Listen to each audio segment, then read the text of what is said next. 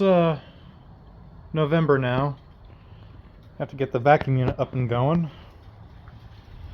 And this is my previous hitch setup.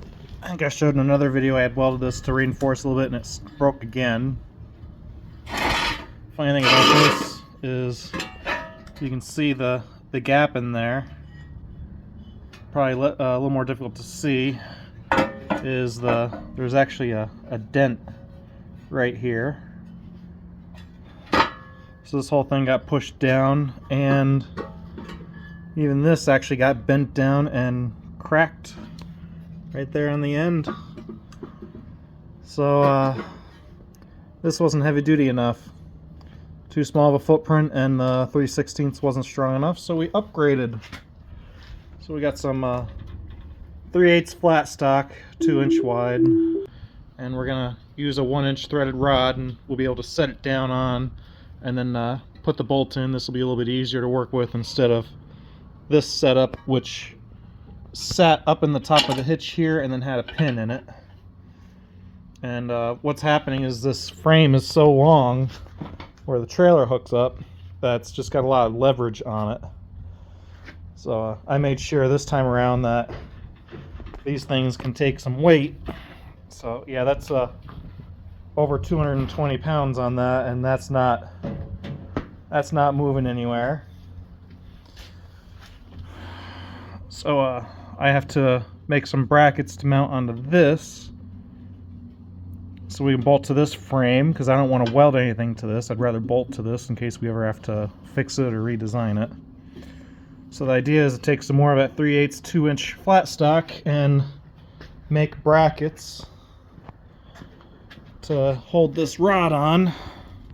I want this rod to be sitting right around here. I want to be able to bolt it in place so we can drop it onto that and then put some nuts on here to keep this from moving and lock that down. And then this bolt will line up, this bolt hole will line up with that hole and keep it from lifting up, and it can't push in or pull out once it's all stitched down. So that's the plan. These are existing bolts that were already on the frame, and then I added this one with a washer. So this is double layer in here, so that's 1/4 inch thick here, and then this was 1/8 inch thick here. And this should not break any bolts or come loose or anything like that.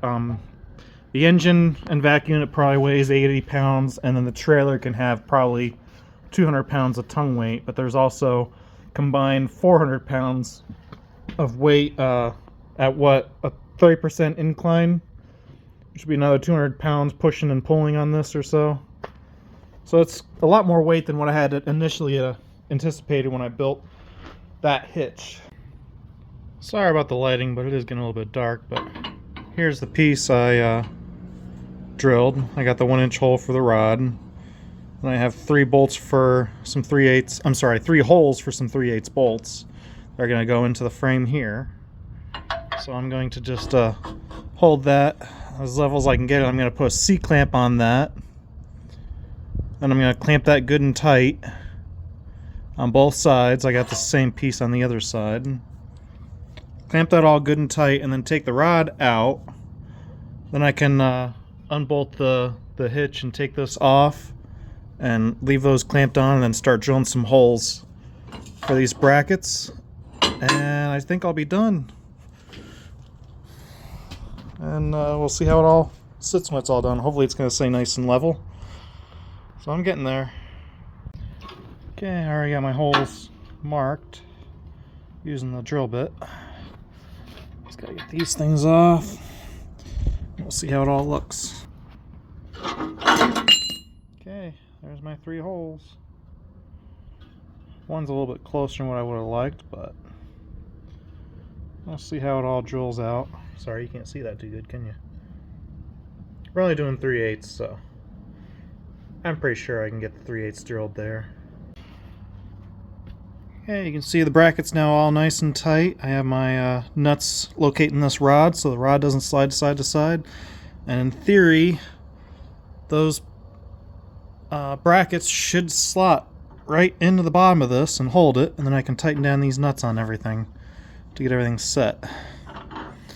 That's the plan. We'll see how it goes.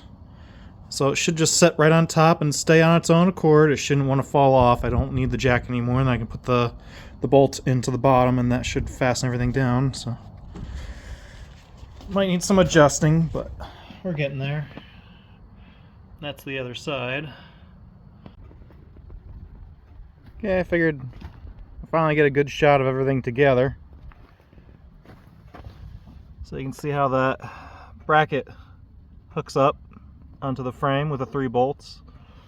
And then these 2 nuts are tight on the outside, and then the inside nuts are tight up against the bracket for the hitch. Got everything all hooked up. They are airless tires. I would highly recommend those. And because I'm on a steep hill over here, I did add a bunch of barbell weights to the axle to keep it from tipping. Let's see how that's all hooked up. This is still an original coupler, still hanging in there. This is just a modified corrugated pipe. And there's a picture of the other side. So you can see there's a gap on this one nut back here, because the 2 inside nuts are what keep that tight, and then these are locked together on the outside. I also put a dent on the outside of that threaded rod to keep the nuts from falling off. Tighten everything down. Check the oil, that was good. Added some gas. I already test ran it last night, which is why there's a line of leaves in the yard. And I also have the upgraded fuel pump on here. I don't know how good you guys are going to see that. Right here is a Mikuni diaphragm fuel pump, and that gets a signal from the intake manifold right here. So when I'm going uphill, it doesn't start for gas, because this thing burns through quite a bit of fuel. I'll put a video in the video link in the description below this video, in case you want to see how to hook one of those up. Okay, we got the throttle hooked up over there. We got the choke on here. Fuel is on.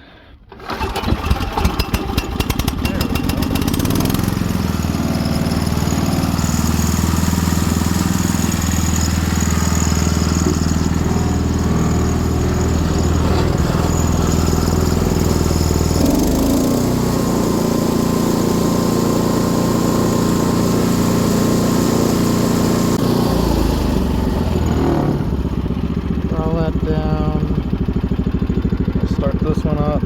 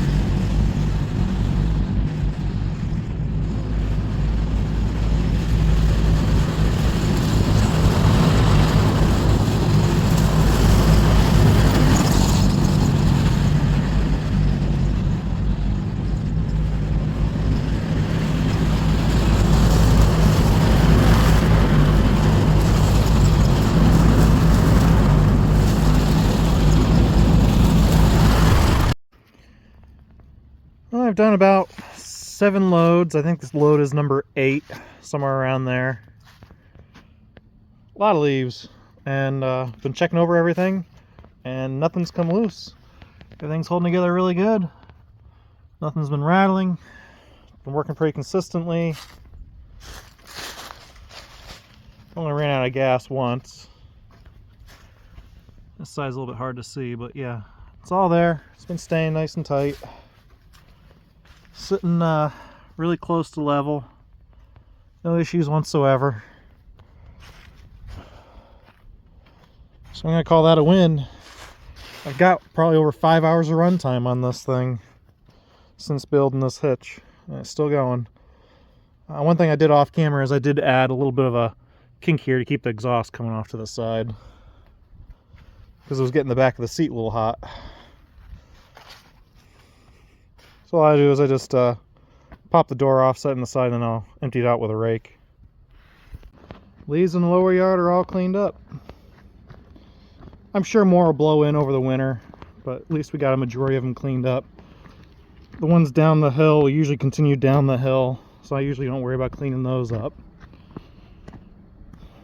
I gotta clean up all this stuff outside. I gotta get those tarps put away one of these days, and all those parts. That engine needs to go away out into the shed, and then I blew all the leaves out as best I could from underneath the lean-to in the porch. So off camera I'm gonna finish cleaning up the yard, get some of the stragglers that blew in, and finish up. But hopefully you liked the video. If you did, make sure you give me a thumbs up, and as always, thanks for watching. Have a good day. Bye.